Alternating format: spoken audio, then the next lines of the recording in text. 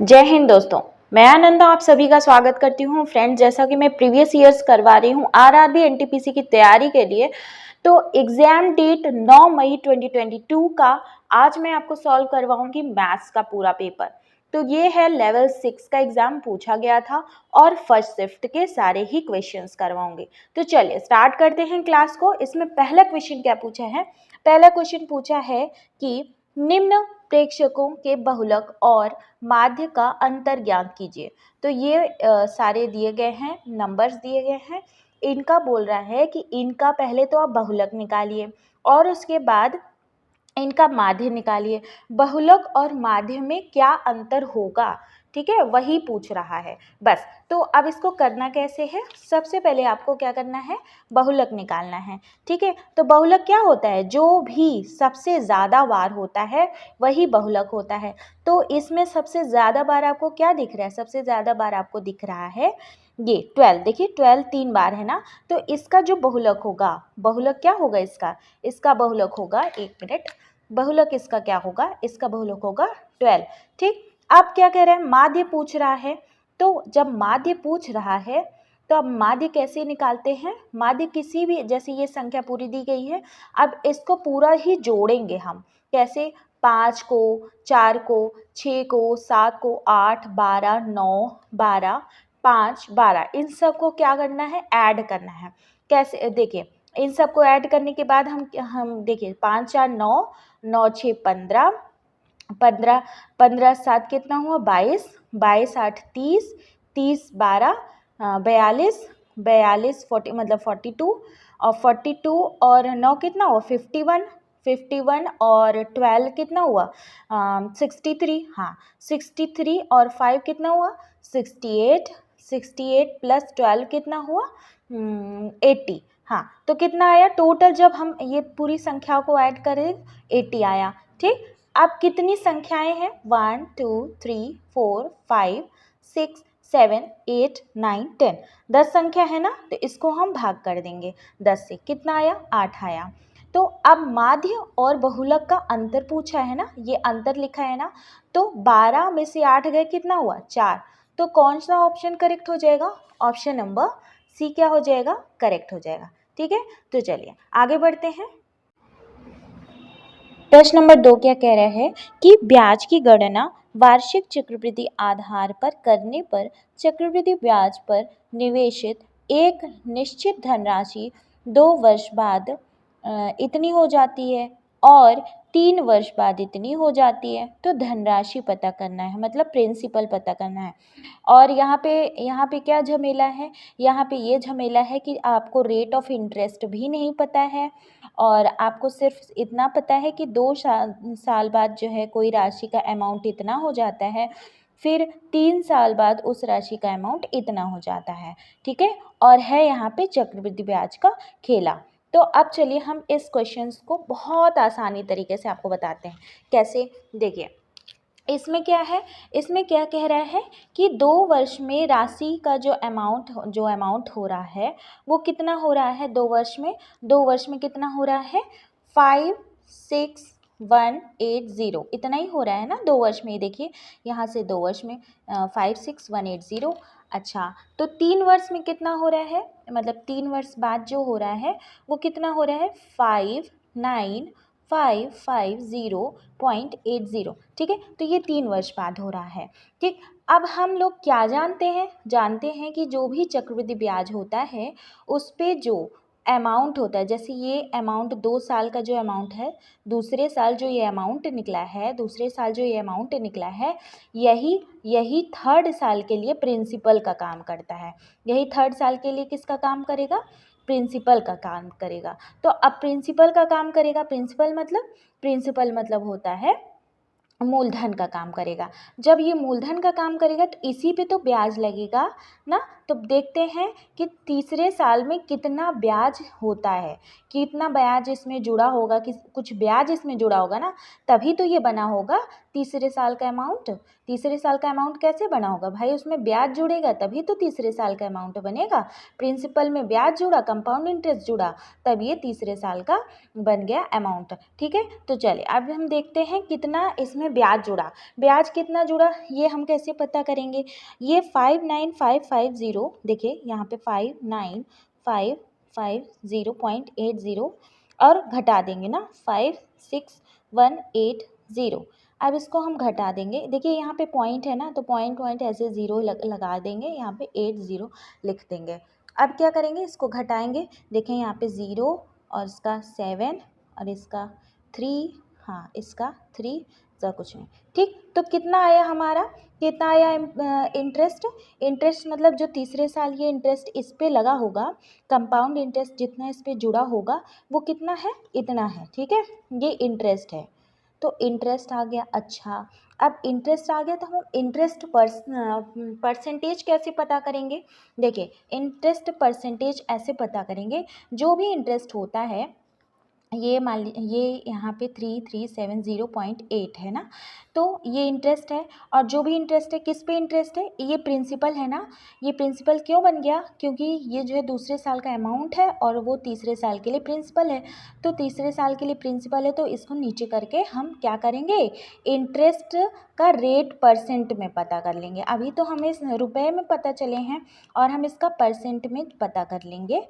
Percent में इस तरह से पता करते हैं। अब इसको हम क्या करेंगे, इसको हम चलेंगे काटेंगे पीटेंगे, बहुत सारा काम करेंगे। एक ज़ीरो से इधर कटा, फिर उसके बाद ऐसे ऐसे सब काटा पीटा ना, तो 6% आएगा। कितना आएगा, 6% आएगा। ठीक है, तो यहाँ से हमें क्या पता चल गया, हमें ये पता चल गया कि 2 साल में भी 6% लगा होगा, 3 साल में यहाँ पे 6% लगा ना। तो अब चलिए हम देखते हैं कि जो है 2 साल में कितना होता है अमाउंट।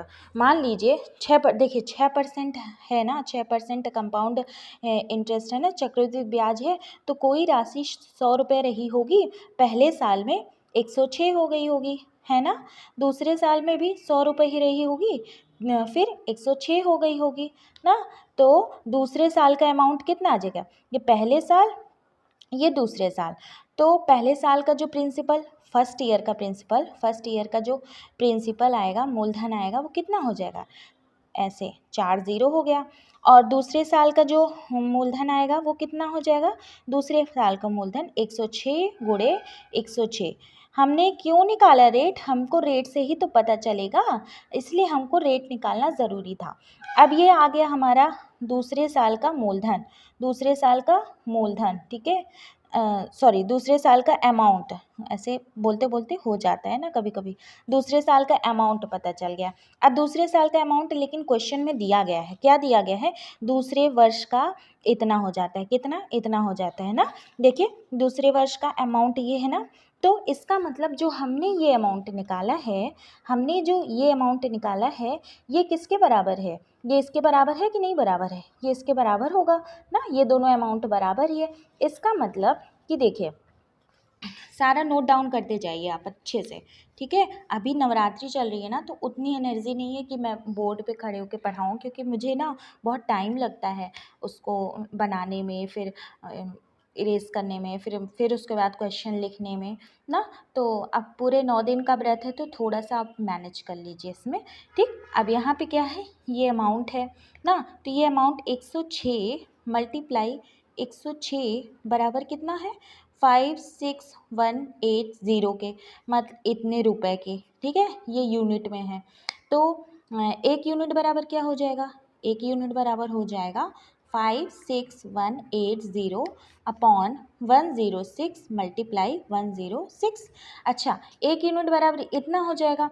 अच्छा, तो ये जो 10,000 यूनिट है ना, इसके बराबर क्या हो जाएगा, क्योंकि इसके बराबर अगर हम पता कर लेंगे तब हमको रुपए में जो आएगा वो प्रिंसिपल आएगा, ठीक है। तो हम देखिएगा 10,000 यूनिट बराबर क्या हो जाएगा, 10,000 यूनिट बराबर हो जाएगा 51680 मल्टीप्लाई 10,000 अपॉन 106 मल्टीप्लाई 106। अब इसको बहुत काटना पीटना है, ठीक है, तो इसको काटेंगे पीटेंगे ऐसे 2 5 ज़ा 10, 2 3 ज़ा 6, 2 5 ज़ा 10, 0 0 0 0 0 0, 2 5 ज़ा 10, 2 3 ज़ा 6, 2 2 ज़ा 4, 2 5 ज़ा 10, 1 2 1 2। अब क्या करेंगे, 53 से काटेंगे, क्योंकि 53 से डायरेक्ट कटेगा। 53 से काटेंगे तो इसको ऐसे यहाँ पे 1, इसका फिर 0 6, फिर 0, फिर इसका काटेंगे तो ये 2 0 आ जाएगा। ठीक है, तो क्योंकि देखिए 3 2 ज़ा 6 हो गया, 5 2 ज़ा 10, 106 हो जाएगा ना। तो उसके बाद जब 20 और 2500 का मल्टीप्लाई करेंगे तो कितना हो जाएगा, 20 और 2500 का मल्टीप्लाई करेंगे तो इतना हो जाएगा 50,000। ठीक, तो 50,000 क्या आ रहा है, 50,000 आ रहा है मूलधन। ठीक है, मूलधन आ रहा है, तो 50,000 मूलधन आया। तो इसको आप अच्छे से देख लीजिए। ठीक है, क्या पूछ, एक बार मैं आपको रिपीट कर दे रही हूँ। देखिए रिवाइज के लिए तो ज़रूरी होता है ना क्वेश्चन, एक बार अच्छे से देखिए। ब्याज की गणना वार्षिक चक्रवृद्धि ब्याज करने पर चक्रवृद्धि ब्याज अगर निवेशित हो रहा है तो धनराशि 2 वर्ष बाद इतनी हो जाती है और 3 वर्ष बाद इतनी हो जाती है। तो धनराशि पता करनी है कि क्या कौन सा प्रिंसिपल लगाए थे ना। तो अब यहाँ पे क्या है, यहाँ पे है कि ये अमाउंट दिया गया था, 2 वर्ष में इतनी हो जा रही है, 3 वर्ष में इतनी हो जा रही है। अब भाई जो 2 वर्ष में जो राशि हुई होगी, जो अमाउंट हुआ होगा, तो उस अमाउंट में इंटरेस्ट जुड़ा होगा, तभी वो तीसरे वर्ष का क्या बना होगा, तीसरे वर्ष का अमाउंट बना होगा। तो कितना इंटरेस्ट है, तो वो तो घटा के ही निकला ना। अब घटा के निकला, अब इंटरेस्ट किस पे होता है, इंटरेस्ट भाई प्रिंसिपल पे होता है ना, मूलधन पे होता है। तो इंटरेस्ट मूलधन पे होता है, उसको हम जो है परसेंटेज में निकालने के लिए 100 से मल्टीप्लाई करते हैं ना, फिर 6% आ गया। अब क्या, इसका मतलब ये है कि अगर 6% लगा है तो पहले साल के लिए भी वही रेट लगा होगा ना, 6%, दूसरे साल के लिए भी 6%, तीसरे साल के लिए भी 6% ना।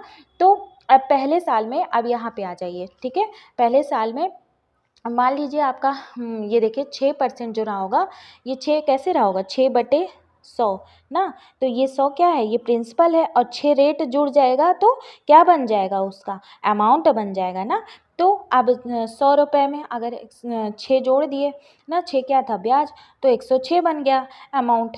फिर दूसरे साल भी ऐसे कर दिए तो दूसरे साल भी ऐसे हो गया। तो टोटल प्रिंसिपल क्या हो गया, ये देखिए इतना हो गया, और उसके बाद ये अमाउंट। अब 2 साल में जो है अमाउंट हो रहा है वो इतना हो रहा है ना, और 2 साल के लिए प्रिंसिपल ये हो रहा है ना। अब 2 साल के लिए प्रिंसिपल ये हो रहा है, 2 साल के लिए अमाउंट ये हो रहा है ना। अब कह रहा है कि ये जो 2 साल का जो अमाउंट है वो किसके बराबर है, ये इसके बराबर है, इसके बराबर है। तो हमने इसके बराबर कर दिया, यहाँ पे इसके बराबर कर दिया, ये देखिए यहाँ पे इसके बराबर कर दिया।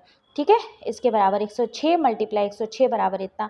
अच्छा, तो ये यूनिट में है ना, और ये रुपए में है। जब ये यूनिट में है और ये रुपए में है तो 1 यूनिट बराबर इतना, मतलब इतना बटे इतना। ठीक, और उसके बाद अगर 10,000 यूनिट बराबर कितना हो जाएगा, 10,000 यूनिट बराबर काट कूट के ये हमारे क्या आ गया, ये मूलधन आ गया, क्योंकि यहाँ पे मूलधन आया था। ठीक है, चलिए, तो आई होप कि आपको ये समझ में आया होगा, और इसका यही मेथड था। और तैयारी बढ़िया से करते रहिए। पिछली भी क्लासेस देख लीजिएगा जो मैंने अच्छे से पढ़ाए हैं, मैथ्स के, जीएस के जितने भी हैं, और अपने फ्रेंड्स के साथ ज़रूर शेयर किया करिए। ठीक है, चलिए, अभी देखिए मेरे पास क्या है ना, एनर्जी थोड़ी सी कम है क्या है, 9 दिन का व्रत है तो बचा के रखनी है ना, तो इसलिए जो है 9 दिन के लिए तो मैं यहाँ पे अभी आपको पेन पेपर से पढ़ा दे रही हूँ, फिर मैं आपको बोर्ड पे पढ़ाऊँगी। ठीक है, क्योंकि बोर्ड पे मुझे ऐसा लगता है कि थोड़ा ज़्यादा सही रहता है, और लेकिन उसमें ज़्यादा भी टाइम भी लगता है, ज़्यादा एनर्जी भी लगती है। चलिए कोई नहीं, आपको नेक्स्ट क्वेश्चन दिखाती हूँ। चलिए, प्रश्न नंबर 3 देखते हैं। ए बी सी डी एक आयत है जिसमें ए बी 10 सेंटीमीटर है, बी सी 8 सेंटीमीटर है। ओ आयत ए बी सी डी की 3 भुजाओं ए बी, बी सी और सी डी को स्पर्श करने वाले एक वृत्त का केंद्र है। त्रिभुज ओ बी सी का क्षेत्रफल सेंटीमीटर स्क्वायर में ज्ञात करना है। ठीक है, बहुत आसान क्वेश्चन है। कैसे आसान क्वेश्चन है, देखिए ए बी सी डी क्या है, सबसे पहले ए बी सी डी क्या है, आयत है ना। तो हमें क्या करना है, आयत बना लेना है ना। यहाँ पे चलिए हम आयत बना लेते हैं, ऐसे ऐसे और ऐसे, ये बन गया आयत। ए बी सी डी, आयत नाम सुंदर भी होता है। चलिए, ए बी कितने है सेंटीमीटर, 10 सेंटीमीटर दिया गया है। ए बी 10 सेंटीमीटर है। अच्छा बी सी 8 सेंटीमीटर है, हाँ 8 सेंटीमीटर। अब क्या कह रहा है कि ओ आयत ए बी सी डी, 3 भुजाओं ए बी सी और सी डी, हाँ सी डी को स्पर्श करने वाले एक वृत्त का केंद्र है। तो अब क्या कह रहे हैं, यहाँ पे ऐसे वृत्त बना है, ऐसे ऐसे ऐसे ऐसे ऐसे ऐसे ऐसे ऐसे ऐसे ऐसे ऐसे ऐसे हमने वृत्त बना दिया, ठीक है, वृत्त बना दिया ना। अब इसी वृत्त को कह रहा है कि हाँ ओ केंद्र है, हाँ ओ केंद्र है।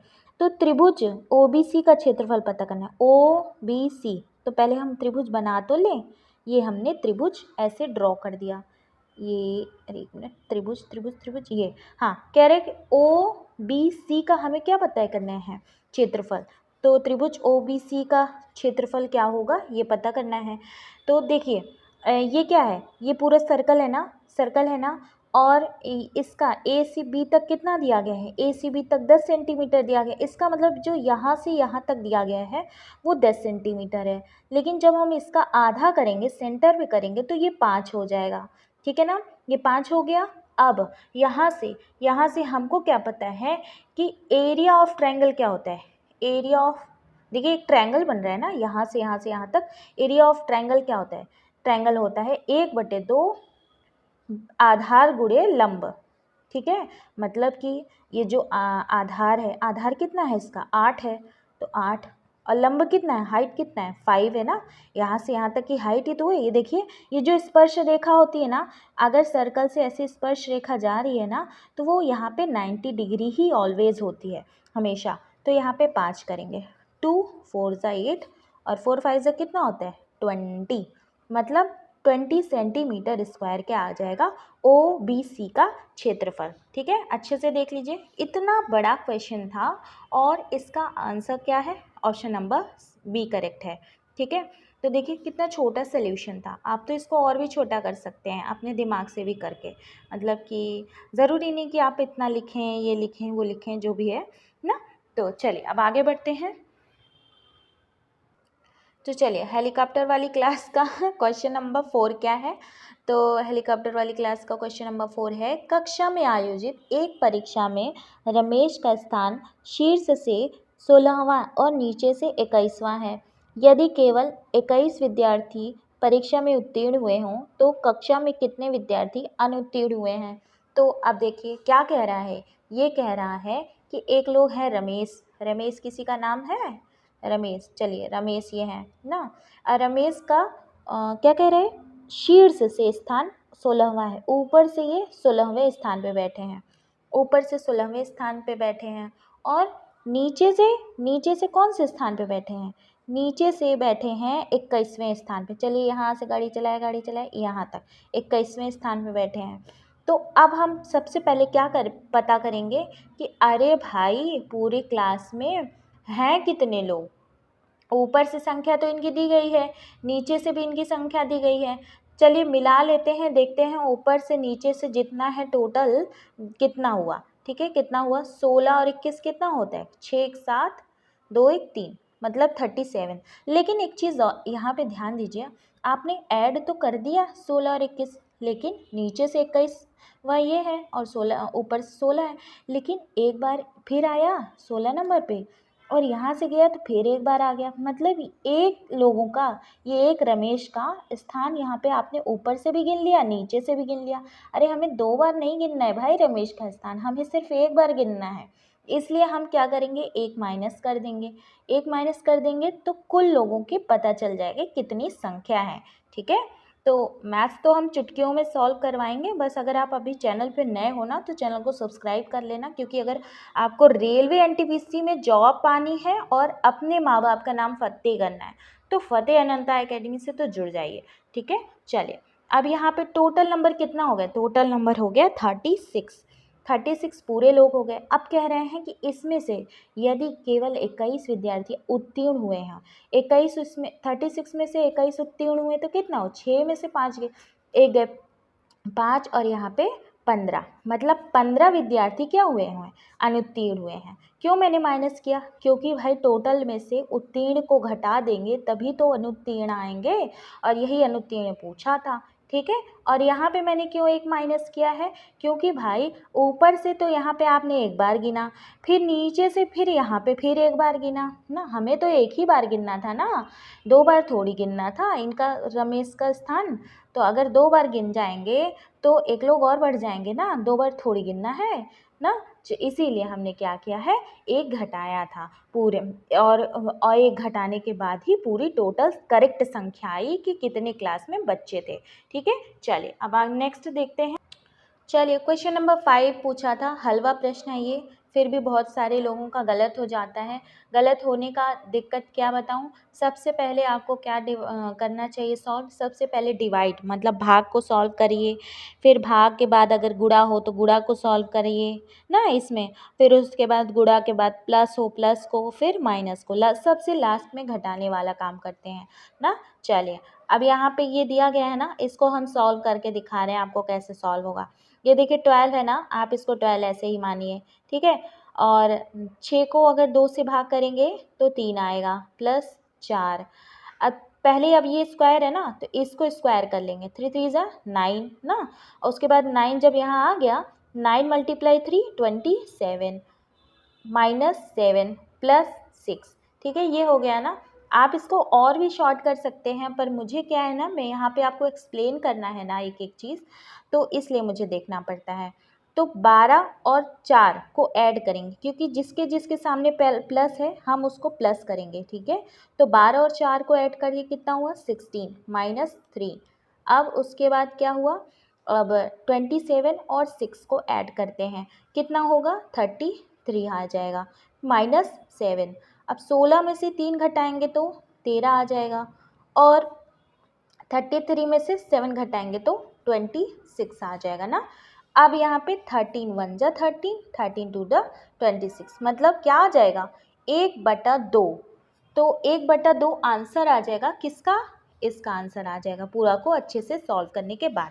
तो कौन सा ऑप्शन करेक्ट है, ऑप्शन नंबर 3 क्या है, करेक्ट है। ठीक, चलिए प्रश्न नंबर 6 क्या कह रहे हैं। प्रश्न नंबर 6 को शुरू करने से पहले मैं आपको एक बात कहना चाहूँगी, ये जितने भी क्वेश्चंस मैथ्स के हैं जितने मैंने करा रखे हैं उसकी मैं स्पेशल ट्रिक्स बता रही हूँ, और अभी तक जिन्होंने नहीं देखा है जीएस का सेशन, वो जा कर के जीएस का सेशन एक बार करें। मेरे PYQs बहुत स्पेशल हैं, ये नहीं है कि सिर्फ मैंने ऑप्शन टिक कराया है, वहाँ पर मैं पूरा ही डिटेल और अपडेटेड करंट अफेयर के साथ करवाती हूँ। तो जा करके उसको अच्छे से पढ़ लेना, क्योंकि अभी तो फॉर्म फिल किए जा रहे हैं, फिर बाद में जब एग्ज़ाम होंगे तो आपके लिए वो एक बेस, एक पिलर के समान होगा।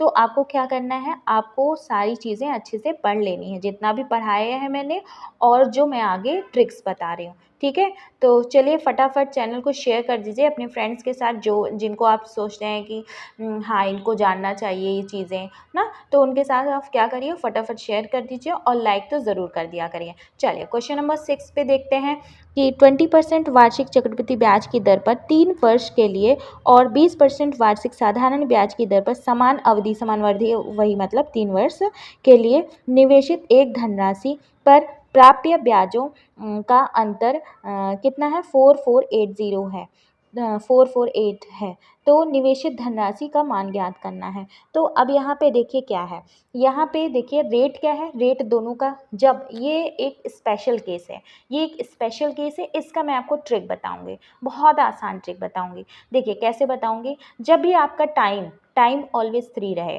3 इयर्स रहे, जब भी ऑलवेज टाइम आपका 3 इयर्स रहे, और रेट रेट तो कुछ भी रहे, रेट का कोई दिक्कत नहीं है, बस रेट सेम होना चाहिए, कंपाउंड इंटरेस्ट का भी और सिंपल इंटरेस्ट का रेट सेम होना चाहिए, ठीक है। तो रेट यहाँ पे 20% है, यहाँ पे भी 20% है।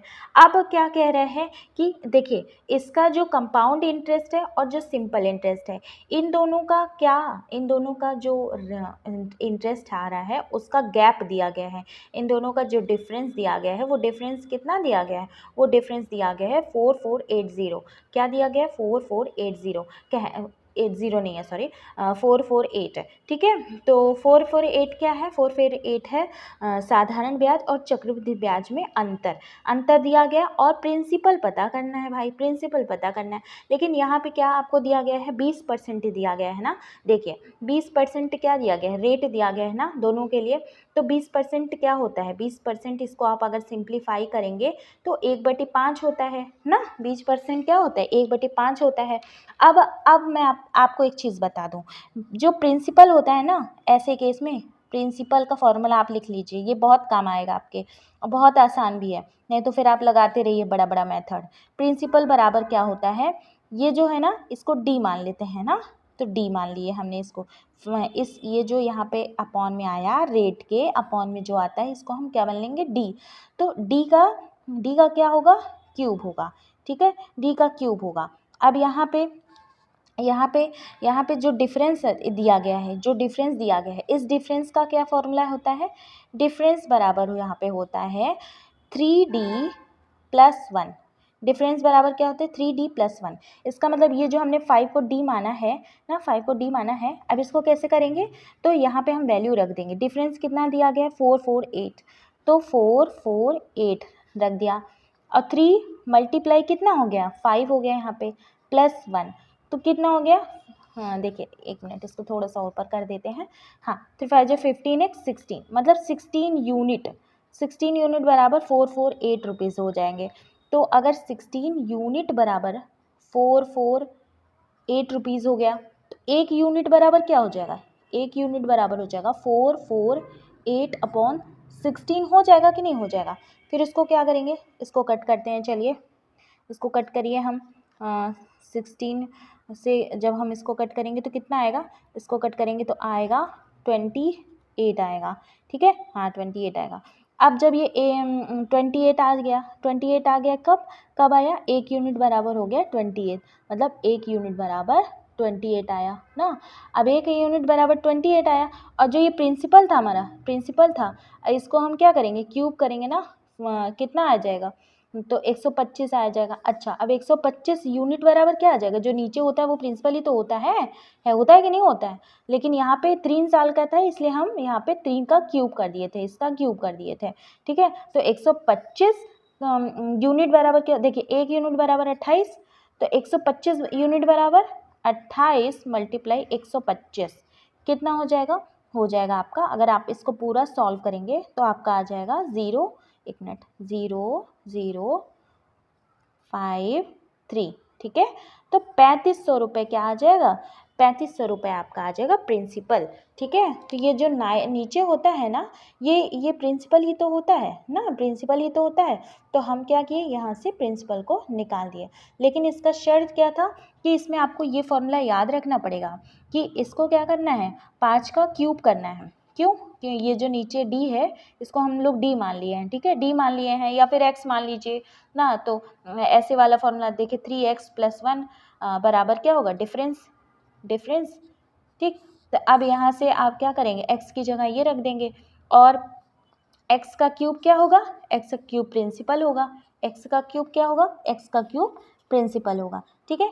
तो आई होप कि ये समझ में आया होगा। 1 मिनट घाच पाँच अगर हो गया हो तो मैं थोड़ा सा अलग जगह आपको क्लियर कर दूँ, पर मुझे लग रहा है कि आपको फॉर्मूला दिखा देना। देखिए फॉर्मूला क्या रहेगा आपका, फॉर्मूला देखिए, फॉर्मूला आपको क्या लगाना है, अगर टाइम जो है, टाइम 3 साल है, 3 साल जरूर रहे, तो 3 इयर्स रहे ही, और और इसकी कंडीशन क्या है, इसकी और कोई कंडीशन उस खास नहीं है, बस टाइम जो है 3 साल रहे। अगर 3 साल रहे और रेट जो है 20% है, तो रेट बराबर क्या हो जाएगा, 20% का 100, तो ऐसे कट गया 1/5। ये जो 5 आया है, ये जो है इसका क्यूब, अगर इसको हम मान लेते हैं x, इसको हम नीचे वाले को x मान लें, तो अगर हम x का क्यूब, ये क्या हो जाएगा, प्रिंसिपल ना, x का क्यूब क्या हो जाएगा, प्रिंसिपल हो जाएगा।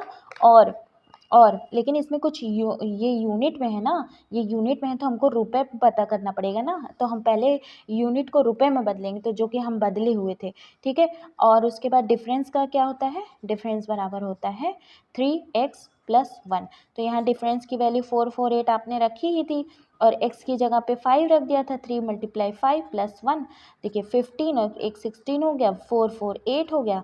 उसके बाद ये रुपए में है तो हमने क्या किया, ये यूनिट को रुपए में बदला था ना, तो 1 यूनिट बराबर हो जाएगा 448।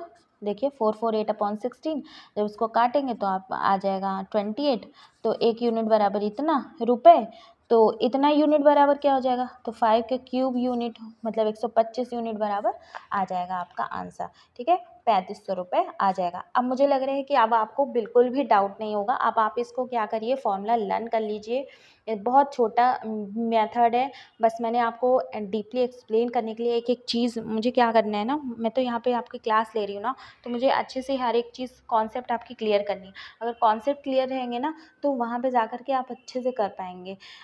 और इस तरह का क्वेश्चन पूछा है आपके ही पेपर में, तो ये शिफ्ट 1 का पेपर है जिसको मैं सॉल्व करा रही हूँ। अच्छे से कर लीजिए, कहीं और इधर उधर से पेपर नहीं आने वाला है, मैथ के टॉपिक से ही पूछेगा, इसलिए आपको हर तरह के क्वेश्चन जो भी मैं करवा रही हूँ उसको कर लेना है। नोट्स बुक खुद की बनाना है और उस नोटबुक में नोट डाउन करते जाइए। देखिए अगर मैं ऐसे पढ़ा रही हूँ, आप करेंगे और उसके बाद ठीक है करेंगे तो अच्छी बात है, फिर उसके बाद क्या करेंगे, भूल जाएंगे। आपको क्या करना है कि एक रजिस्टर बनाना है, रजिस्टर बनाते हुए सारे मेथड्स को खुद लिखना है। इस तरह से करेंगे तो आपका जब एग्ज़ाम आएगा तो सेम क्वेश्चन आप देखेंगे, उसके बाद वो रजिस्टर का पूरा मेथड देखेंगे, तो आपका क्या होगा, बहुत अच्छे से रिवाइज़ हो जाएगा। रिवाइज़ करना बहुत ज़रूरी है, क्योंकि पढ़ना तो जितना ज़्यादा ज़रूरी है ना, उससे भी ज़्यादा तो आपका रिवाइज़ ज़रूरी है। आपने पढ़ लिया, लेकिन अगर आपने रिवाइज़ नहीं किया तो भाई दिमाग से स्लिप करेगा। इंसान वाला दिमाग है ना, ऐसे तो है नहीं कि बहुत ज़्यादा वो है ना। चलिए आगे बढ़ते हैं। देखिए बहुत तगड़े तगड़े क्वेश्चंस हैं, ऐसे हल्के में मत लीजिएगा। अब ये देखिए यहाँ पे क्वेश्चन नंबर 7 ही देख लीजिए। ये ट्रिग्नोमेट्री का क्वेश्चन है, लेकिन है ये बिल्कुल अलग मेथड से, और मेरा मेथड भी अलग है, इसलिए मैं कह रही हूँ। अगर आप चैनल पे नए हो तो चैनल को सब्सक्राइब कर देना, और जिनके साथ भी आप सोचते हो ना कि इनको मैथ्स की ज़रूरत है या फिर इस तरह के कॉन्सेप्ट्स की ज़रूरत है, तो आप उनके साथ ज़रूर शेयर करना। ज़रूरी नहीं कि ये सिर्फ और सिर्फ NTPC में ही आए। मैथ्स के ऐसे सिलेबस होते हैं ना, वो हर जगह से राउंड करते रहते हैं। CGL वगैरह में भी आ जा सकते हैं, CHSL वगैरह में भी आ सकते हैं। CHSL का तो मैंने डॉक्यूमेंट वेरिफिकेशन तक दिया था, तो मुझे हर एक चीज़ का जैसे क्या है ना कि मुझे पता चल गया है। अगर मैं कोई चीज़ आपको बता रही हूँ ना, तो उसका एक वैल्यू है, तो उस वैल्यू को आप क्या करिए, आप यूटिलाइज़ करिए। ठीक है, चलिए अब आगे बढ़ते हैं। क्वेश्चन नंबर 7 पे देखते हैं। यदि 1/1 + tan theta plus 1/1 - tan theta = 4 है। ठीक, 4 है, और थीटा क्या है, थीटा 0 से 90 के बीच में है। और क्या कह रहा है, तो cosic square theta plus sec square theta का मान पता करना है, और यहाँ पे मान कुछ इस तरीके से दिया है। अब आपको करना क्या है, इस क्वेश्चन को बहुत आसान तरीके से करना है। देखिए इस क्वेश्चन को करने का तरीका मैं आपको दिखाती हूँ। चलिए यहाँ पे दिखाते हैं। पहले तो आपको क्या करना है, ये जो tan स्क्वायर थीटा है ना, इसको आप मैं ऐसे कर देती हूँ। तो अब क्या करना है, इसको आप LCM ले लो ना, LCM ले लो। 1 प्लस, मैं यहाँ पे एक एक स्टेप आपको सिखाऊंगी, भाई मैं सिखाने बैठी हूँ। अगर मैं ही एकदम से काट दूंगी हर एक चीज़, तो फिर आप कैसे जान पाओगे ना कि कहाँ से आया है। अगर आपको पता चल जाएगा तो आप खुद ही जो है कट कर दोगे, है ना। चलिए अब ये क्या किया आपने, LCM ले लिया इसका और इसका ना। अब यहाँ पे ये जैसे हम क्या करते हैं ना, डिवाइड करते हैं 1 + tan थीटा को, इस 1 + tan थीटा को इससे डिवाइड करते हैं ना, 1 + tan थीटा, फिर 1 - tan थीटा, तो ये हमारे पास बचेगा ना, तो ये जाएगा 1 में मल्टीप्लाई होने। तो जब 1 में मल्टीप्लाई होने जाएगा तो क्या आएगा, 1 - tan थीटा। ठीक, प्लस उसके बाद यहाँ पे क्या होगा, ये 1 - tan theta 1 - tan theta cut जाएगा, तो ये बचेगा 1 + tan थीटा, जो कि वहाँ पे मल्टीप्लाई होगा 1 में, तो 1 + tan थीटा होगा = कितना है, 4 है। तो यहाँ पे 4 आ गया। अब क्या करना है, अब इसे हमें करना है कट। ये प्लस से माइनस कट हो गया, और 1 1 कितना होता है, 2 होता है ना। इस पूरे क्वेश्चन को अगर हम ऊपर वाले को सॉल्व करें तो 2 आ जाएगा ना, 2 हो जाएगा, और 1 - tan square theta. tan square theta मैंने क्यों लिखा, क्योंकि a + b a - b का होल स्क्वायर, a - b का फॉर्मूला क्या होता है, a² - b²। देखिए ये वाला फॉर्मूला लगा है, a - b a + b, जिसका मैथ्स भी अगर थोड़ा बहुत भी वीक होगा ना, तो उसका तो मैं स्ट्रॉन्ग ही कर दूँगी। ठीक है, ये वाला फॉर्मूला लगाए थे, यही वाला फॉर्मूला यहाँ पे लगा रहे हैं। इज इक्वल्स टू कितना हुआ 4। देखिए 2 से 2 कैंसिल हो गया। अब क्या हुआ, अब यहाँ पे आया आपका क्रॉस मल्टीप्लाई होगा ना भाई, क्रॉस मल्टीप्लाई होगा तो 2 minus 2 tan square theta is equals to यहाँ पे 1 ना, 1 हो गया। अब क्या हुआ, अब इसको अलट पलट देंगे, देखते हैं क्या आता है। तो इसका 2 minus 1 is equals to 2 tan square theta ना। अब यहाँ पे 1 हो जाएगा, 1 is equals to 2 tan square theta. अब देखते रहिए, कुछ मैं यहाँ पे अब जादू करने वाली हूँ। 1/2 ना, क्या आया, tan स्क्वायर थीटा बराबर 1/2। अब जैसा कि हम जानते हैं कोई एक ट्रायंगल होता है, कोई एक इस तरह से ट्रायंगल होता है, ये 90 डिग्री, ठीक। तो tan थीटा की वैल्यू क्या होती है, tan थीटा को हम जानते क्या हैं, tan थीटा को हम जानते हैं कि क्या होता है, परपेंडिकुलर अपॉन बेस होता है ना। tan थीटा का तो यही होता है ना, परपेंडिकुलर अपॉन बेस। तो अब यहाँ से हम क्या करेंगे, यहाँ पे जो tan स्क्वायर थीटा है ना, हम इसको tan थीटा में बदलते हैं। तो tan थीटा क्या हो जाएगा, 1/√2 हो जाएगा, 1/√2 हो जाएगा। और जैसा कि हम जानते हैं कि tan थीटा जो होता है, tan थीटा होता है परपेंडिकुलर अपॉन बेस।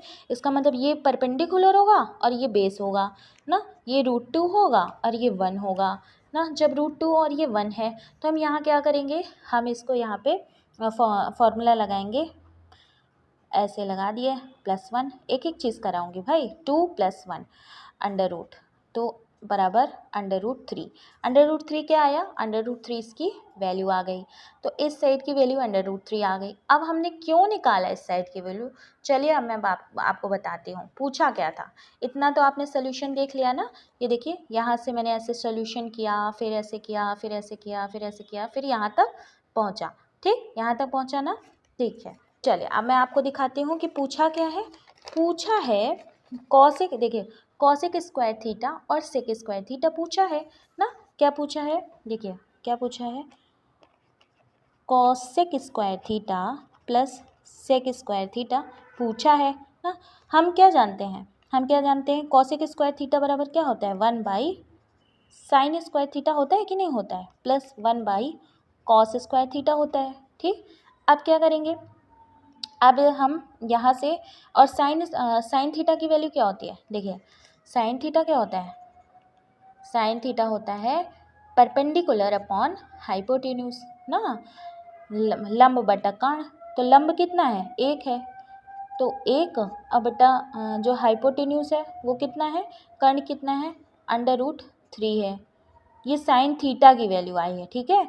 अब कॉस थीटा की वैल्यू हम कैसे पता करेंगे, कॉस थीटा की वैल्यू बेस अपॉन हाइपोटेन्यूज ना, बेस अपॉन हाइपोटेन्यूज होता है कॉस थीटा की वैल्यू। तो √3 अपॉन, एक मिनट, बेस ना, तो बेस √2 हो जाएगा, एक मिनट, हो जाता है ना कभी कभी ऐसे लिखते लिखते। तो √3, तो हाइपोटेन्यूज कितना है, हाइपोटेन्यूज √3 है। तो अब क्या करेंगे, ये जो साइन थीटा है और ये जो कॉस थीटा की वैल्यू आई है ना 1/√3, ये 1/√3 आई है ना। अब इसको हम क्या करेंगे, इसको हम इस इक्वेशन में रखेंगे, लेकिन हमेशा ध्यान रखेंगे यहाँ स्क्वायर है, ठीक है, यहाँ पे स्क्वायर है, यहाँ स्क्वायर नहीं है, ठीक, क्योंकि यहाँ पे स्क्वायर नहीं था। चले अब आगे हमें क्या करना है, इसकी वैल्यू रखना है। तो 1 उसके बाद साइन थीटा की वैल्यू क्या है, 1/√3, 1/√3, तो इस तरह से √3, उसके बाद होल स्क्वायर कर देंगे ना, होल स्क्वायर कर देंगे, प्लस 1 उसके बाद कॉस थीटा की वैल्यू कितनी है, कॉस थीटा की वैल्यू है √2/√3, ठीक है। इसको क्या करेंगे, स्क्वायर करेंगे, भाई स्क्वायर में है कि नहीं है। अब क्या होगा, अब होगा ये जो 1/√3 था ना, ये पलट के ऊपर चला जाएगा, तो √3 का स्क्वायर हो जाएगा, ठीक है, अपॉन में 1 हो जाएगा, प्लस अब ये जो √3 है ऊपर जाएगा, तो √3 का स्क्वायर हो जाएगा और अपॉन में √2 का स्क्वायर, ठीक है। चलिए अब उसके बाद जब स्क्वायर का हम ओपन करते हैं तो सेम वैल्यू आई कि नहीं आई, सेम वैल्यू आई, 3 आई प्लस, और यहाँ पे 3 आई बटे 2। तो अब हमको क्या मिला, 3 + 3/2, तो 3 2 जा 6, और 6 + 3 9, 9/2, तो क्या आ गया, 9/2 आ गया ना। तो ऑप्शन क्या आंसर करेक्ट हो गया, 9/2 करेक्ट हो गया। देखिए 9/2 कहाँ है, ऑप्शन नंबर डी में 9/2 है।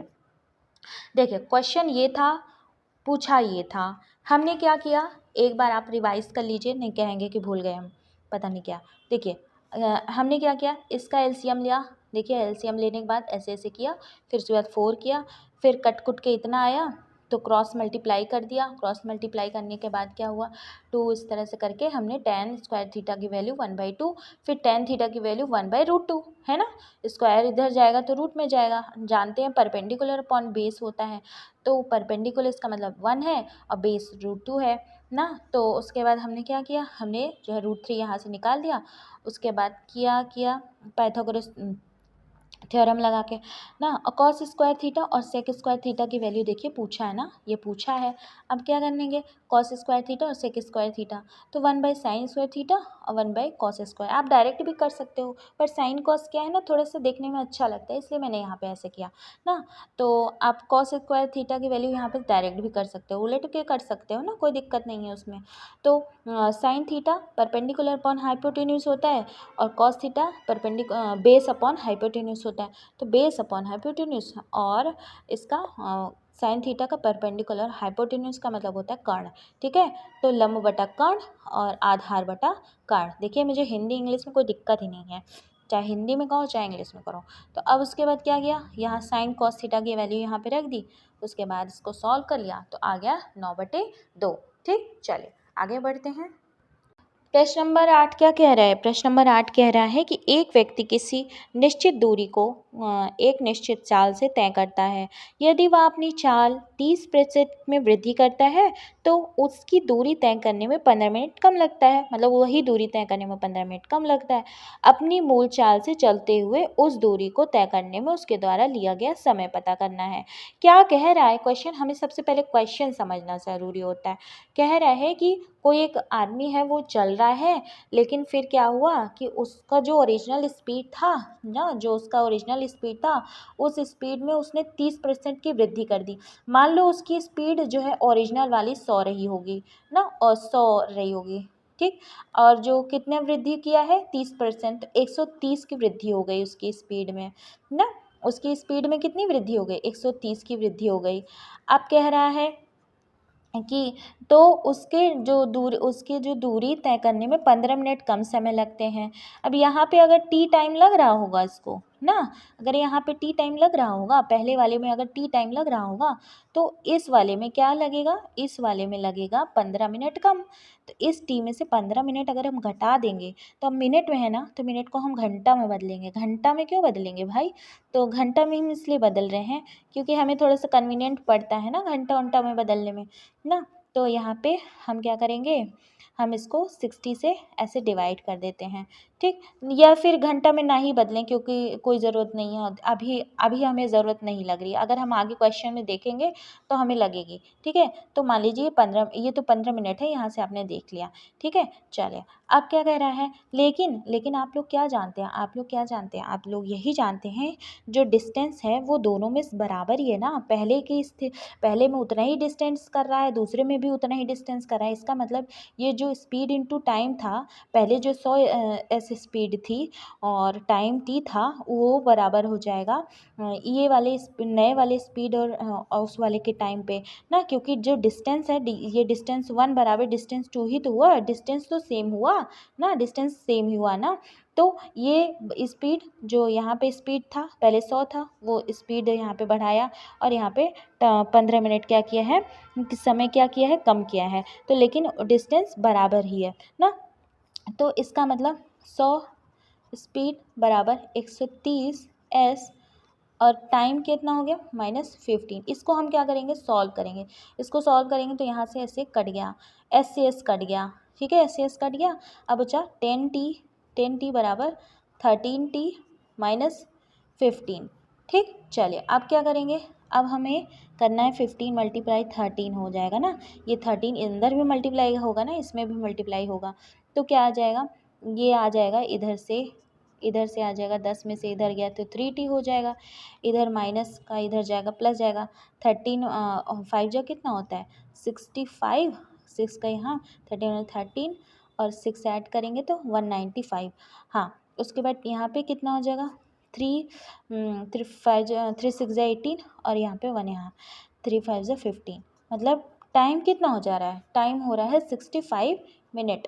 ठीक, 65 मिनट आ रहा है ना। ओरिजिनल टाइम कितना है, 65 मिनट आ रहा है ना। तो यही तो पूछा है ओरिजिनल टाइम ना, ओरिजिनल टाइम ही तो पूछा है अपने मूल चाल से। तो अगर मूल चाल से चलेगा तो मूल समय भी तो लगाएगा। मूल चाल से चला तो मूल समय लगाया, तो मूल समय लगाया, मूल समय कितना हो गया, मूल समय 65 हो गया। मिनट आ रहा है ना हमारा, ये टोटल मिनट ही था। लेकिन यहाँ देखिए, यहाँ पे घंटा में भी आ रहा है, घंटा में भी आ रहा है। जैसा कि हम जानते हैं कि 60 मिनट के क्या होता है, 60 मिनट का क्या होता है, 60 मिनट का क्या होता है, 1 घंटा होता है ना, 1 घंटा होता है। तो इसमें क्या है 65, 1 घंटा और 5 मिनट। तो कौन सा ऑप्शन करेक्ट हो जाएगा, ऑप्शन नंबर 4 इज करेक्ट हो जाएगा। ठीक है, तो आई होप कि आपको ये क्वेश्चन समझ में आया होगा। इसमें कुछ करना नहीं था, इसमें जो है पहले देखिए, पहले जो स्पीड थी उसको हमने 100x मान लिया था, क्योंकि भाई 30% है ना, तो हम 100 में से ही तो मानेंगे।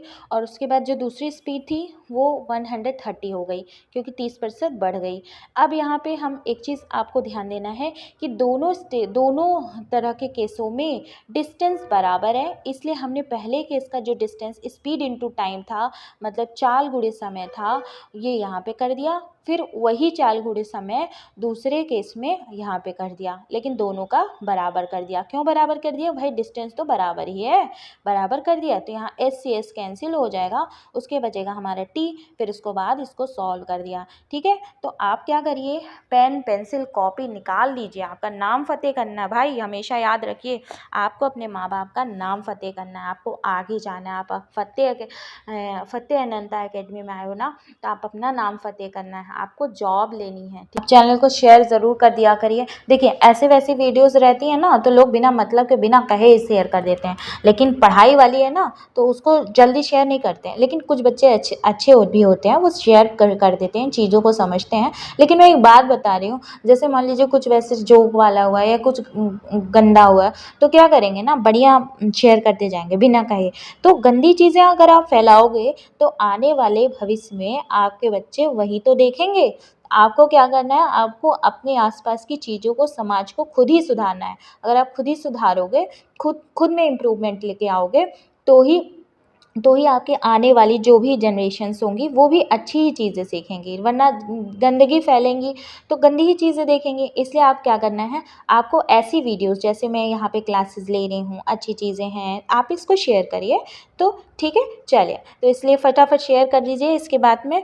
और चलिए क्वेश्चन नंबर 9 देखते हैं, ये क्या कह रहा है। ये देखिए, इतना बड़ा क्वेश्चन लिखा हुआ है, इसमें 245, 175 और 385 का मासा मतलब HCF निकालना है। तो कैसे निकलेगा, कैसे निकलेगा भाई, इसको ना अब कुछ लोग क्या करेंगे ना, लगेंगे मल्टीपल निकाल लें। मल्टीपल नहीं निकालना है भैया, मल्टीपल निकालते रहोगे तो फिर वहाँ पे आपका और भी क्वेश्चन छूट जाएगा।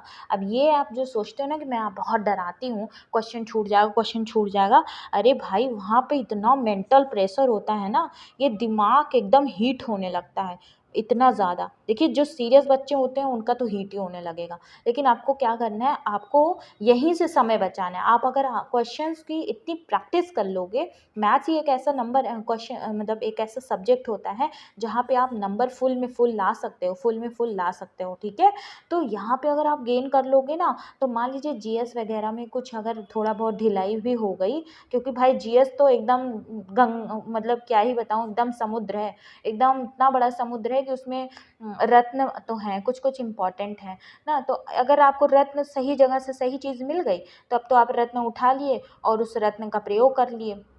लेकिन अगर आप को क्या है कि इतना ज़्यादा जीएस है, और जीएस से ज़्यादा मैथ्स जो है वेटेज में होता है, इसलिए आपको मैथ्स पे ज़्यादा ध्यान देना चाहिए। और अगर आप मैथ्स पे ज़्यादा ध्यान दोगे तो सक्सेस ज़रूर होगे। तो चलिए, मैं क्या कह रही थी, पॉइंट पे आते हैं। ये इतना बड़ा क्वेश्चन है, इसको आपको फैक्टर नहीं निकालना है, कोई भी एलसीएम नहीं निकालना है, एक चुटकी मैं बताऊँगी, बस तुरंत आपका हो जाएगा। कैसे, ये देखिए, ये 247 है, 175 है, इसमें क्या है, इसमें सबसे कम गैप है, कम गैप ऐसे मुझे लग रहा है। ये देखिए, इसमें क्या करेंगे, हम इसका डिफरेंस पता करेंगे। डिफरेंस कितना आएगा, देखिए 5 में से 5 गए 0, और यहाँ पे 14 आ जा ना, 14 में से 7 गए, यहाँ पे 7 ना, और उसके बाद कट, मतलब 70 आया। 70 क्या आया, इसका डिफरेंस आया, 70 आया ना। अब इस 70 को अब यहाँ हम खोजेंगे, देखेंगे खोजेंगे, अच्छा 70 नहीं दिख रहा है, लेकिन हमको क्या करना है, हम इसको क्या करेंगे, डिवाइड कर देंगे। अब 175, अब करो ना डिवाइड, अब इसको घटाने के बाद करो, ठीक। तो अब क्या करेंगे, अब इसको जब डिवाइड करेंगे तो कितना आ जाएगा, देखिए 7 2 जा बार जाएगा, 7 2 जा 14 हो जाएगा, यहाँ पे 0 5 और यहाँ पे 3, तो उसके बाद 70 ना, तो ये 2 बार में चला जाएगा 70, तो कितना आया आपका 35 आ गया। देख कितनी आसान से आ गया। नहीं तो आप चलेंगे, आप फैक्टराइज करेंगे, आपको कुछ नहीं करना, आपको आपस में घटाना है, जो सबसे मतलब जिसका गैप बहुत कम दिख रहा है उसको आपको घटाना है, और उस गैप अगर वो भी गैप को घटाना है, उसके बाद आपको क्या करना है, डिवाइड कर देना है। सो भी वो भी आप सबसे छोटे वाले को डिवाइड कर रहे हो, तब तो और अच्छा है कि भाई आपको ज़्यादा लंबा डिवाइड नहीं करना पड़ेगा। 245 में भी हम डिवाइड कर सकते थे, लेकिन उसमें हो सकता है कि लंबा हो सकता था, तो हमें क्या किया, हमने क्या किया 175 पे डिवाइड कर दिया, ठीक है। तो चीज़ें आपको यहाँ मेरे फतेह अनंता एकेडमी पे अच्छी मिल रही हैं। क्वेश्चन नंबर 10, यहाँ क्वेश्चन नंबर 10 पे आ गए, ठीक। क्वेश्चन नंबर 10 क्या कह रहे हैं, कह रहे हैं कि ए बी और सी डी केंद्र ओ वाले वृत्त का समानांतर स्पर्श रेखाएं हैं। केंद्र, पहले तो हम वृत्त ही बना देते हैं, खूब सुंदर सा वृत्त बनाते हैं ना। इसका केंद्र क्या है, ओ है ना, और ए बी और सी डी क्या है, समानांतर मतलब पैरेलल रेखाएं हैं। तो यहाँ से ऐसे गई पैरेलल रेखाएं बनानी है ना भाई, ऐसे गई स्पर्श रेखाएं हैं ना। तो स्पर्श रेखाएं देखिए यहाँ पे ध्यान दीजिए, स्पर्श रेखाएं ए बी और सी डी, ठीक, बना दिया इतना। अब बिंदु पी क्यू क्रमशः ए बी और सी डी पर इस तरह स्थित है कि पी क्यू वृत्त को आर पर स्पर्श करती हैं। तो यहाँ पे आर होगा कोई पॉइंट, यहाँ से ऐसे गया, यहाँ से ऐसे गया, ठीक है। तो ये P हुआ, ये Q हुआ और ये R हुआ, ठीक है। यही कंडीशन कह रहा है आपके क्वेश्चन में। अब क्या पूछ रहा है, पूछ रहा है POQ पता करना है। POQ ये आपको एंगल पता करना है। एक मिनट, धीरे धीरे धीरे धीरे बना दिया, हाँ ये चीज़ पूछ रहा है कि क्या होगा, ठीक। अब ये बहुत आसान क्वेश्चन है, बहुत आसान क्वेश्चन है। ऐसे मैं इसलिए कह रही हूँ कि ये देखिए यहाँ पे आप इसको जब एक्सपेंड करते हो ना, इसको ऐसे ऐसे बढ़ाओ, ऐसे ऐसे ऐसे ऐसे ऐसे ऐसे ऐसे बढ़ा दो, ठीक। अब यहाँ पे क्या किया, ये जो यहाँ आर है ना, ये आर पॉइंट, यहाँ से ऐसे ऐसे ऐसे ऐसे ऐसे ऐसे बढ़ा दो, ये क्या बन गया, देखो ये 90 है ना, ये 90 है और ये भी 90 होता है, ये भी 90। स्पर्श रेखाएं जो देखिए, ये सर्कल का प्रॉपर्टी होता है ना, ये वृत्त का ये प्रॉपर्टी, अगर सर्कल से स्पर्श रेखा ऐसे जा रही है तो केंद्र से जो बिंदु भी स्पर्श रेखा पे टच करती है उसको उस जो लाइन टच करती है उस लाइन और स्पर्श रेखा के मध्य 90 डिग्री का कोण बनता है, ठीक है। तो ये 90 डिग्री है। अच्छा ये दोनों 90 डिग्री है, फिर ये 90 डिग्री है, तो ये क्या बन गया, ये देखिए ये क्या बन गया, यहाँ से इसका मतलब ये जो है इसके बराबर है, और ये भी क्या हो गया, ये भी आपके क्या होगा 90 डिग्री हो गया, ठीक। इसका मतलब ये आपस में 90 डिग्री हो गया, मतलब ये 90 डिग्री हो गया, ये 90 हो गया, ये 90 हो गया, ये 90 हो गया, अब ये 90 हो गया और ये 90 हो गया। ये तो कॉमन चीज़ मैंने आपको बता दी, ठीक। ये एक तरह का क्या बन गया, एक तरह का बन गया स्क्वायर बन गया। लेकिन अब हमें क्या करना है, जैसा कि हम जानते हैं, चलिए हम इसको ई बोल देते हैं, इसको हम एफ बोल देते हैं। पूछा क्या था भाई, पूछा था POQ पूछा था ना। तो हम क्या जानते हैं, हम जानते हैं ये पूरा क्या होता है, ये पूरा 180 होता है कि नहीं होता है ना, 180 होता है। अब इसमें भी यहाँ से यहाँ तक क्या है, यहाँ से यहाँ तक क्या है, यहाँ से यहाँ तक 90 डिग्री है, मतलब ये पूरा 90 है ना। अब 90 है और उसके बाद ये क्या है, ये विकर्ण है ना भाई, विकर्ण है। तो विकर्ण ने क्या किया, इसको भाग कर दिया, इसको भाग कर दिया ना, इसको आपस में भाग कर दिया, इसको भाग कर 90 को भाग कर दिया, तो ये 45 रह गया कि नहीं रह गया। अब इसी तरह से ये भी है लाइन, अब ये 90 पूरा बना है, अब ने इसको क्या किया, ये लाइन ये जो विकर्ण है इसको भाग कर दिया, इसको भाग कर दिया, तो ये भाग क्या रह गया, 45 से तो रह गया ना भाई। अब ये जब 45 को हम जब ऐड करेंगे कितना आएगा, 90 आएगा। इसका मतलब POQ क्या हो गया, POQ क्या हो गया, 90 हो गया। तो आई होप कि आपको समझ में आया होगा, ठीक है। चलिए अब आगे बढ़ते, अगर कोई भी क्वेश्चन में आपको डाउट आए ना, जैसे मान लीजिए आपको कोई क्वेश्चन नहीं समझ में आ रहा है, डाउट आया, अब आप सोचेंगे मैम ने तो पढ़ा दिया, लेकिन अब हम इसको पूछेंगे तो क्या दोबारा मैम वीडियो बनाएंगी? हाँ बनाएंगे, शॉर्ट वीडियो में वो क्वेश्चन मैं समझा दूंगी। शॉर्ट वीडियो में उस दिन आपको वो शॉर्ट वीडियो मिल जाएगी, चाहे दूसरे दिन आपको मिल जाएगी, लेकिन आपके सवालों का जवाब देना मेरा कर्तव्य है। क्योंकि मुझे क्या करना है, मुझे हर एक घर से एक ऐसा बच्चा, एक ऐसा इंसान बनाना है, मतलब एक ऐसा मनुष्य बनाना है जो अपने अपने घर का, अपने माँ बाप का नाम फ़तेह कर सके। क्योंकि मैं एक उद्देश्य लेके चल रही हूँ आगे, ठीक है? इसलिए अगर आप क्वेश्चन कोई भी पूछेंगे, मैं आपको आंसर दूंगी ही दूंगी, ठीक है? कोई भी क्वेश्चन, जैसे मान लीजिए ये क्वेश्चन आपको नहीं आया, आपको क्या करना है, आपको कमेंट कर देना है। आप कमेंट कर देंगे क्वेश्चन को, तो मैं उस क्वेश्चन को शॉर्ट वीडियोस में बना करके उस क्वेश्चन को डाल दूंगी, ठीक है? चलिए अब आगे बढ़ती हूँ। चलिए क्वेश्चन नंबर 11 देखते हैं क्या बोल रहा है। बोल रहा है कि 30 संख्याओं का औसत दिया गया है। तो मान लीजिए कोई ऐसी 30 संख्या रही होगी, यहाँ से यहाँ तक टोटल 30 संख्या रही होगी, तो इसका औसत दिया गया है ना। 30 संख्या ऐसे ऐसे ऐसे ऐसे ऐसे कोई संख्या लिखी हुई, उसका औसत दिया गया है। तो हम 30 संख्याओं का योग पता कर लेंगे, कितना हो जाएगा। 30 संख्या का योग हो जाएगा, 30 संख्या, अगर 30 संख्या आपस में जोड़ेंगे तो उसका योग क्या हो जाएगा, 55 गुणे 30। कितना आएगा भाई, मल्टीप्लाई करो, बहुत मल्टीप्लाई बहुत फास्ट होना चाहिए। देखिए 3 पचे 15, 1 यहाँ, 3 पचे 15 1 16, 1650, तो इतना आ जाएगा ना। 30 संख्या का योग इतना आ जाएगा। अब क्या कह रहा है कि पहली 15 संख्या का, ये जो 30 संख्या है ना, इसमें पहली 15 कहाँ से, मान लीजिए पहली यहाँ से लेकर के 15 यहाँ तक, पहली 15 संख्या का औसत दिया गया है। तो चलिए पहली 15 संख्या का योग हम देख लेते हैं कितना होता है। तो कहाँ लिखूँ यार, एक तो जगह कम पड़ जाती है। 15, पहली 15 संख्याओं का योग हो जाएगा 15, और गुणे औसत क्या दिया गया है पहली 15 संख्या का, 51 दिया गया है ना। तो 51 हम यहाँ लिखेंगे, ठीक है? चलिए अभी तो मैं बोर्ड इस पे इसलिए नहीं पढ़ा रही हूँ ना, नवरात्रि चल रही है, तो थोड़ा सा एनर्जी बचा के रखना पड़ता है ना। पूरा 9 दिन रहना है, देवी जी का पूरा स्वागत करना है, भक्ति भजन करना है और चलिए 15 एकम 15, 15 बच्चे कितना हो गया इधर, हाँ उसके बाद 6 7, हाँ चलिए इतना आ गया। और 15 संख्याओं का मतलब पहली 15 संख्याओं का योग कितना आया, इतना आया। अब क्या कह रहा है, अब कह रहा है अंतिम 12 संख्याओं का योग औसत कितना है, 56 है। तो यहाँ से यहाँ तक की जो 12 संख्याएं हैं ना, यहाँ से यहाँ तक की, तो कितना है उसका औसत, औसत उसका 56 दिया गया है। तो यहाँ से यहाँ तक की 12 संख्याओं का योग क्या हो जाएगा, 12 संख्या का योग हो जाएगा, 12 संख्याओं का योग क्या हो जाएगा, योग हो जाएगा 12 गुणे 56, 112 लिख दिए, सॉरी 12 गुणे 56, ठीक है? एक 12 गुणे 56 हो गया ना 12 संख्याओं का योग। अब इसको मल्टीप्लाई करेंगे तो कितना आ जाएगा, 2 पे 6 7 67, इतना आ जाएगा, ठीक है? मतलब अंतिम 12 संख्या और ये 12 संख्या। अब इसमें क्या कह रहे हैं, इसमें कह रहा है कि 68 78 और शेष तीनों संख्याओं का औसत कितना होगा। मतलब 68, इसमें कोई संख्या एक रही थी 68 जिसका नाम रहा होगा, यहाँ कोई संख्या रही होगी 78 रहा होगा, यहाँ कोई संख्या रही होगी x रहा होगा, ठीक है? x यहाँ पे लिख देते हैं, क्योंकि ये 12 है, ये 15 है, 12 15 कितना होता है 27, मतलब 27, तो इधर इधर इसको मिला के 27 हो गया, 27 और प्लस 3 ना, 3 ये, तभी तो 30 पूरा होगा, 30 संख्या पूरी होगी।